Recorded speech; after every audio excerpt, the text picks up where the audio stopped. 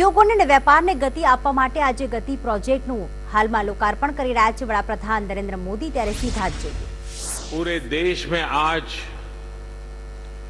शक्ति स्वरूपा का पूजन हो रहा है, कन्या पूजन हो रहा है और शक्ति की उपासना के इस पुण्य अवसर पर देश की प्रगति की गति को भी शक्ति देने का शुभ कार्य हो रहा है।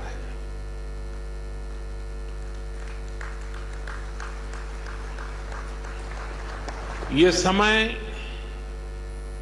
भारत की आजादी के 75 वर्ष का है, आजादी के अमृत काल का है। आत्मनिर्भर भारत के संकल्प के साथ हम अगले 25 वर्षों के भारत की बुनियाद रच रहे हैं। पीएम गति शक्ति नेशनल मास्टर प्लान भारत के इसी आत्मबल को, आत्मविश्वास को, आत्मनिर्भरता के संकल्प तक ले जाने वाला है। ये नेशनल मास्टर प्लान 21वीं सदी के भारत को गति शक्ति देगा। नेक्स्ट जनरेशन इंफ्रास्ट्रक्चर और मल्टी मॉडल कनेक्टिविटी को इस नेशनल प्लान से गति शक्ति मिलेगी। इंफ्रास्ट्रक्चर से जुड़ी सरकारी नीतियों में प्लानिंग से लेकर एग्जीक्यूशन तक को ये नेशनल प्लान गति शक्ति देगा। सरकार के प्रोजेक्ट्स तय समय सीमा के भीतर पूरे हों, इसके लिए ये गति शक्ति नेशनल प्लान सही जानकारी और सटीक मार्गदर्शन करेगा। गति शक्ति के इस महाअभियान के केंद्र में हैं भारत के लोग, भारत की इंडस्ट्री, भारत का व्यापार जगत, भारत के मैन्युफैक्चरर्स, भारत के किसान, भारत का गांव। ये भारत की वर्तमान और आने वाली पीढ़ियों को 21वीं सदी के भारत के निर्माण के लिए नई ऊर्जा देगा। उनके रास्ते के अवरोध समाप्त करेगा। ये मेरा सौभाग्य है कि आज के इस पावन दिन में पीएम गति शक्ति नेशनल प्लान, इसका शुभारंभ करने का मुझे अवसर मिला है। साथियों, आज ही यहां प्रगति मैदान में बन रहे इंटरनेशनल एग्जीबिशन कम कन्वेंशन सेंटर के 4 प्रदर्शनी हॉल का लोकार्पण भी हुआ है। दिल्ली में आधुनिक इंफ्रा से जुड़ा ये भी एक अहम कदम है। ये एग्जीबिशन सेंटर्स हमारे एमएसएमईज, हमारे हैंडीक्राफ्ट, हमारे कुटीर उद्योग को अपने प्रोडक्ट दुनिया भर के बाजारों के लिए शोकेस करने, ग्लोबल मार्केट तक अपनी पहुंच बढ़ाने में बहुत बड़ी मदद करेंगे। मैं दिल्ली के लोगों को, देश के लोगों को बहुत बधाई देता हूं, शुभकामनाएं देता हूं। साथियों, हमारे यहां दशकों तक सरकारी व्यवस्थाओं ने जिस तरह काम किया है, उस वजह से सरकारी शब्द आते ही लोगों के मन में आता था खराब क्वालिटी, काम में बरसों की देरी, बेवजह रुकावटें, जनता के पैसे का अपमान। मैं अपमान इसलिए कह रहा हूं क्योंकि जो टैक्स के रूप में देश की जनता सरकार को देती है, उस पैसे का इस्तेमाल करते समय सरकारों में ये भावना ही नहीं होती थी कि एक भी पैसा बर्बाद नहीं होना चाहिए। हर एक को लगता है अरे यार ऐसे ही चल रहा है, चलने दो, चलता है, क्या है। देशवासी भी अभ्यस्त हो गए थे कि देश ऐसे ही चलेगा।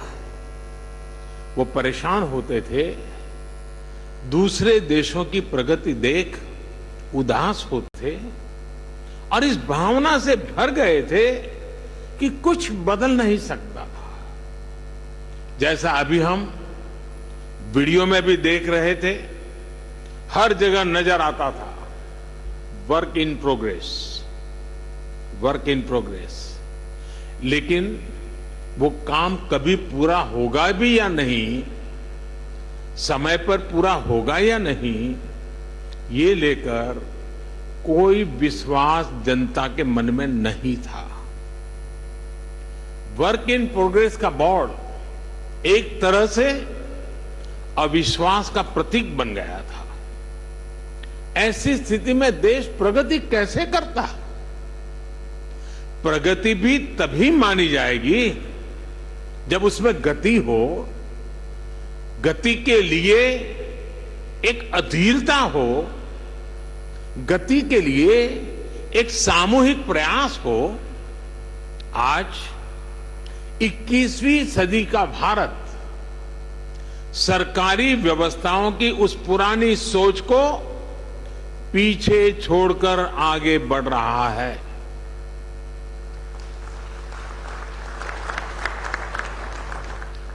आज का मंत्र है will for progress, work for progress, wealth for progress, plan for progress, preference for progress. हमने न सिर्फ परियोजनाओं को तय समय सीमा में पूरा करने का वर्क कल्चर विकसित किया, बल्कि आज समय से पहले प्रोजेक्ट पूरे करने का प्रयास हो रहा है। अगर आज भारत आधुनिक इंफ्रास्ट्रक्चर के निर्माण के लिए ज्यादा से ज्यादा इन्वेस्टमेंट करने के लिए प्रतिबद्ध है, तो वही आज का भारत हर वो कदम भी उठा रहा है जिससे प्रोजेक्ट में देरी ना हो, रुकावटें ना आए, कम समय पर पूरा हो।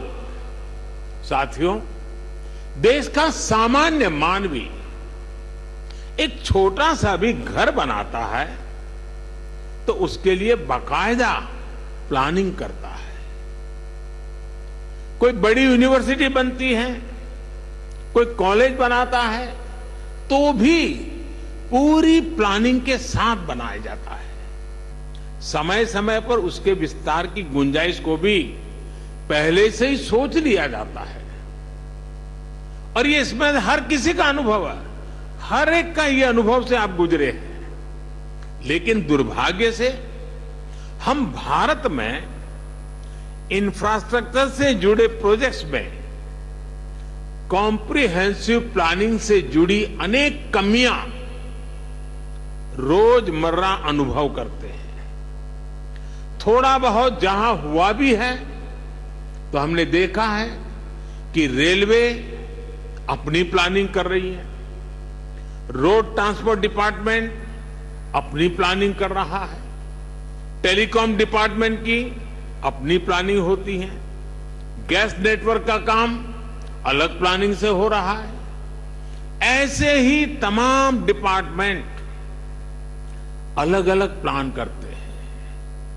हम सभी ने ये भी देखा है कि पहले कहीं सड़क बनती है, सड़क बिल्कुल तैयार हो जाती है, और फिर कोई पानी वाला डिपार्टमेंट आएगा, वो पानी की पाइप के लिए उसकी खुदाई कर देता है, फिर पानी वाले पहुंच जाते हैं। इसी तरह काम होता रहता है।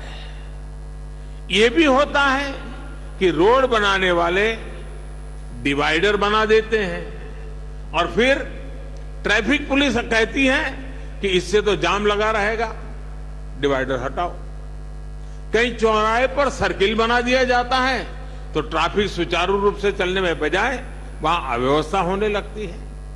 और हमने देश भर में ऐसा होते हुए देखा है। इन परिस्थितियों के बीच जब सारे प्रोजेक्ट्स को सिंक्रोनाइज करने की जरूरत पड़ती है तो इसके लिए बहुत ज्यादा एफर्ट्स करना पड़ता है। बिगड़ी हुई बात को ठीक करने में बहुत मेहनत लगती है। साथियों, ये जितनी भी दिक्कतें हैं उसका मूल कारण ये है कि मैक्रो प्लानिंग और माइक्रो इम्प्लीमेंटेशन जमीन आसमान का अंतर होता है। अलग अलग विभागों को पता ही नहीं होता कि कौन सा विभाग कौन सा प्रोजेक्ट कहां शुरू करने की तैयारी कर रहा है। राज्यों के पास भी इस तरह की जानकारी एडवांस में नहीं होती। इस तरह के साइलोस के कारण निर्णय प्रक्रिया भी प्रभावित होती है और बजट की भी बर्बादी होती है। सबसे बड़ा नुकसान यह होता है कि शक्ति जुड़ने के बजाय, शक्ति मल्टीप्लाई होने के बजाय शक्ति विभाजित हो जाती है। जो हमारे प्राइवेट प्लेयर्स हैं उन्हें भी ये ठीक ठीक पता नहीं होता कि भविष्य में यहां से सड़क गुजरने वाली है या यहां से कैनाल बनने वाली है या यहां कोई पावर स्टेशन लगने वाला है। इस वजह से वो भी किसी क्षेत्र को लेकर, किसी सेक्टर को लेकर बेहतर प्लान नहीं कर पाते हैं। इन सारी दिक्कतों का हल पीएम गति शक्ति नेशनल प्लान इससे ही निकलेगा। जब हम मास्टर प्लान को आधार बनाकर चलेंगे तो हमारे रिसोर्सेज का भी ऑप्टिमम यूटिलाइजेशन होगा। साथियों, हमारे देश में इंफ्रास्ट्रक्चर का विषय ज्यादातर राजनीतिक दलों की प्राथमिकता से दूर रहा है। यह उनके घोषणा पत्र में भी नजर नहीं आता है। अब तो यह स्थिति आ गई है कि कुछ राजनीतिक दल देश के लिए जरूरी इंफ्रास्ट्रक्चर के निर्माण पर आलोचना करने में गर्व करते हैं, जबकि दुनिया में ये स्वीकृत बात है कि सस्टेनेबल डेवलपमेंट के लिए क्वालिटी इंफ्रास्ट्रक्चर का निर्माण एक ऐसा रास्ता है जो अनेक आर्थिक गतिविधियों को जन्म देता है, बहुत बड़े पैमाने पर रोजगार का निर्माण करता है। जैसे स्किल्ड मैन पावर के बिना हम किसी क्षेत्र में आवश्यक परिणाम नहीं प्राप्त कर सकते, वैसे ही बेहतर आधुनिक इंफ्रास्ट्रक्चर के बिना हम चौतरफा विकास नहीं कर सकते। साथियों, राजनीतिक इच्छा शक्ति की कमी के साथ ही देश के इंफ्रास्ट्रक्चर डेवलपमेंट को सबसे ज्यादा नुकसान पहुंचाया सरकारी विभागों के बीच आपसी तालमेल की कमी ने, आपसी खींचतान ने। राज्यों में भी हमने राज्य सरकारों और स्थानीय निकायों के बीच इस विषय पर तनाव होते देखा है। इस वजह से जो प्रोजेक्ट देश की इकोनॉमिक ग्रोथ को बढ़ाने में मददगार होने चाहिए थे, वही प्रोजेक्ट देश के विकास के सामने एक दीवार बन जाते हैं। समय के साथ बरसों से लटके हुए प्रोजेक्ट अपनी प्रासंगिकता, अपनी जरूरत भी खो देते हैं। मैं जब 2014 में यहां दिल्ली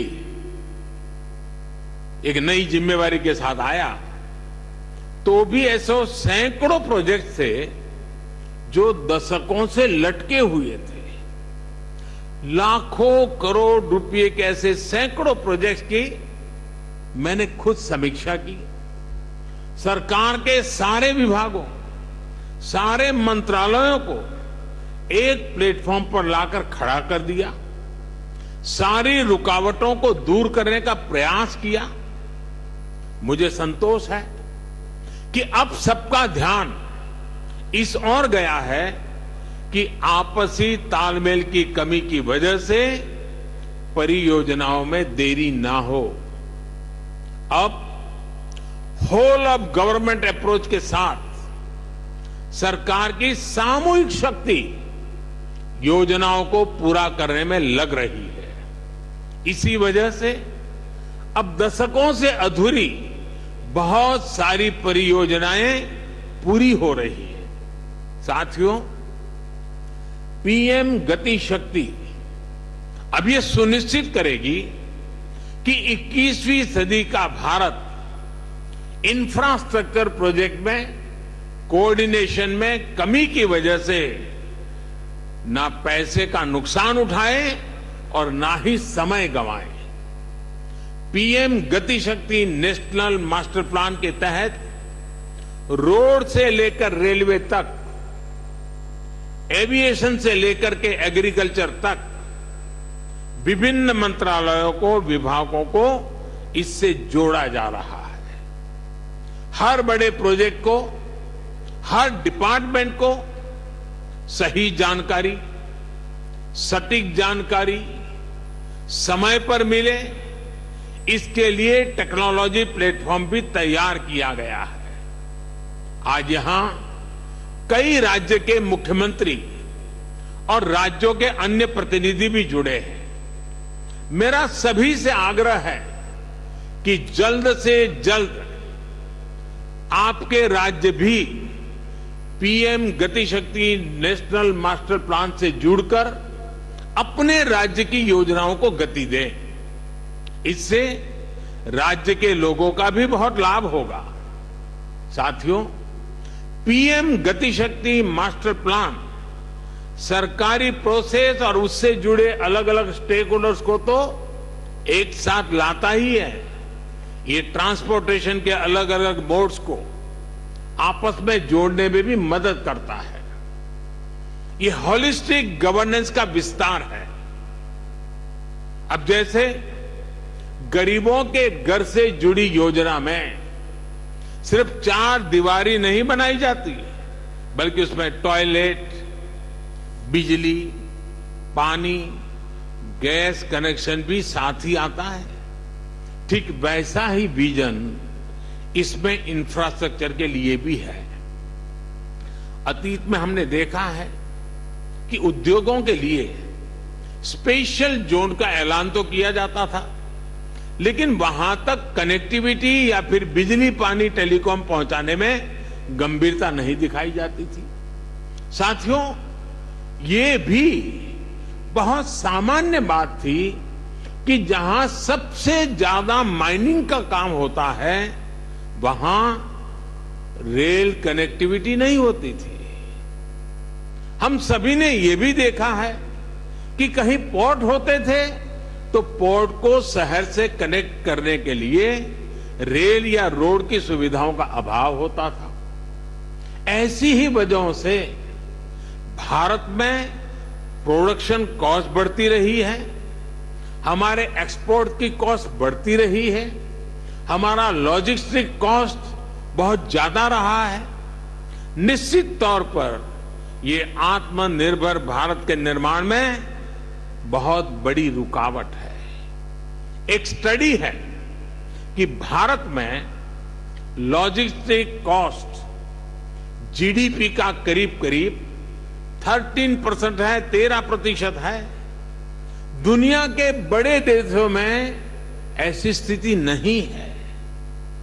ज्यादा लॉजिस्टिक कॉस्ट की वजह से भारत के एक्सपोर्ट्स की कॉम्पिटिटिवनेस बहुत कम हो जाती है। जहां प्रोडक्शन हो रहा है, वहां से पोर्ट तक पहुंचाने का जो खर्च है, उस पर ही भारत के एक्सपोर्टर्स को लाखों करोड़ रुपए खर्च करने पड़ते हैं। इस वजह से उनके प्रोडक्ट की कीमत भी बेतहाशा बढ़ जाती है।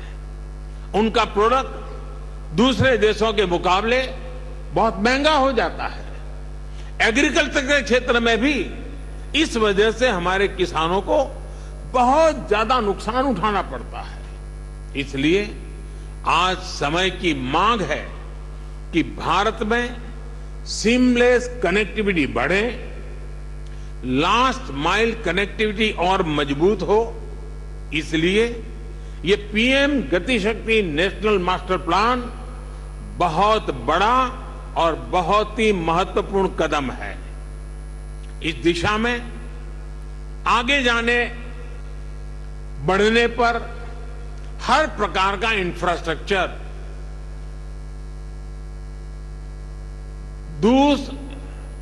दूसरे इंफ्रास्ट्रक्चर को सपोर्ट करेगा, उसका पूरक बनेगा। और मैं समझता हूं हर कारण, हर स्टेक होल्डर को भी और ज्यादा उत्साह से इससे जुड़ने की प्रेरणा मिलेगी। साथियों, पीएम गति शक्ति नेशनल मास्टर प्लान देश की पॉलिसी मेकिंग से जुड़े सभी स्टेक होल्डर्स को, इन्वेस्टर को एक एनालिटिकल और डिसीजन मेकिंग टूल भी देगा। इससे सरकारों को प्रभावी प्लानिंग और पॉलिसी बनाने में मदद मिलेगी, सरकार का अनावश्यक खर्च बचेगा और उद्यमियों को भी किसी प्रोजेक्ट से जुड़ी जानकारी मिलती रहेगी। इससे राज्य सरकारों को भी अपनी प्राथमिकताएं तय करने में मदद मिलेगी। जब ऐसा डेटाबेस मैकेनिज्म देश में होगा तो हर राज्य सरकार निवेशकों के लिए टाइम बाउंड कमिटमेंट दे पाएगी। इससे इन्वेस्टमेंट डेस्टिनेशन के रूप में भारत की बढ़ती साख को नई बुलंदी मिलेगी, नया आयाम मिलेगा। इससे देशवासियों को कम कीमत में बेहतरीन क्वालिटी मिलेगी, युवाओं को रोजगार के लिए नए अवसर मिलेंगे। साथियों, देश के विकास के लिए ये बहुत जरूरी है कि सरकार के इंफ्रास्ट्रक्चर से जुड़े सभी विभाग एक दूसरे के साथ बैठें, एक दूसरे की कलेक्टिव पावर का इस्तेमाल करें। बीते वर्षों में इसी अप्रोच ने भारत को अभूतपूर्व गति भी दी है। पिछले 70 वर्षों की तुलना में आज भारत पहले से कहीं ज्यादा स्पीड और स्केल पर काम कर रहा है। साथियों, भारत में पहली इंटरस्टेट नेचुरल गैस पाइपलाइन 1987 में 1987 में कमीशन हुई थी। इसके बाद साल 2014 तक यानी 27 साल में देश में 15,000 किलोमीटर नेचुरल गैस पाइपलाइन बनी। आज देश भर में 16,000 किलोमीटर से ज्यादा नई गैस पाइपलाइन पर काम चल रहा है। ये काम अगले 5-6 वर्षों में पूरे होने का लक्ष्य है। यानी जितना काम 27 वर्षों में हुआ, हम उससे ज्यादा काम उसके आधे समय में करने का लक्ष्य लेकर चल रहे हैं। काम करने की यही रफ्तार आज भारत की पहचान बन रही है। 2014 के पहले के 5 सालों में सिर्फ 1900 किलोमीटर 1900 किलोमीटर रेल लाइनों का दोहरीकरण होता था। बीते 7 वर्षों में हमने 9,000 किलोमीटर से ज्यादा रेल लाइनों की डबलिंग की है। कहां 1900 और कहां 7,000। 2014 से पहले के 5 सालों में सिर्फ 3,000 किलोमीटर रेलवे का बिजलीकरण हुआ था। बीते 7 वर्षों में हमने 24,000 किलोमीटर से भी अधिक रेलवे ट्रैक का बिजलीकरण किया। कहां 3,000, कहां 24,000। 2014 के पहले लगभग 250 किलोमीटर ट्रैक पर ही मेट्रो चल रही थी। आज 700 किलोमीटर तक मेट्रो का विस्तार हो चुका है और 1000 किलोमीटर नए मेट्रो रूट पर काम चल रहा है। 2014 के पहले 5 सालों में सिर्फ 60 पंचायतों को ही 60 पंचायतों को ही ऑप्टिकल फाइबर से जोड़ा जा सका था। बीते 7 वर्षों में हमने 1.5 लाख से अधिक ग्राम पंचायतों को ऑप्टिकल फाइबर से कनेक्ट कर दिया है। कनेक्टिविटी के पारंपरिक माध्यमों के विस्तार के साथ साथ इनलैंड वाटरवेज और सी प्लेन्स नया इंफ्रास्ट्रक्चर भी देश को मिल रहा है। 2024 तक देश में सिर्फ 5 वाटरवे थे।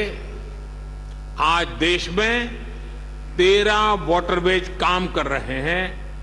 2014 से पहले हमारे पोर्ट्स पर vessel turn around time 41 hour 41 घंटे से भी ज्यादा था। अब ये घटकर 27 घंटे रह गया है। इसे और कम करने का प्रयास भी किया जा रहा है। साथियों, कनेक्टिविटी के अलावा जरूरी दूसरे इंफ्रास्ट्रक्चर के निर्माण को भी नई रफ्तार दी गई है। बिजली की प्रोडक्शन से लेकर ट्रांसमिशन के पूरे नेटवर्क को ट्रांसफॉर्म किया गया है। One nation one power grid का संकल्प सिद्ध हो चुका है। 2014 तक देश में जहां 3 lakh circuit kilometre power transmission lines थी, वहीं आज ये बढ़कर 4.25 लाख सर्किट किलोमीटर से भी ज्यादा हो चुकी है।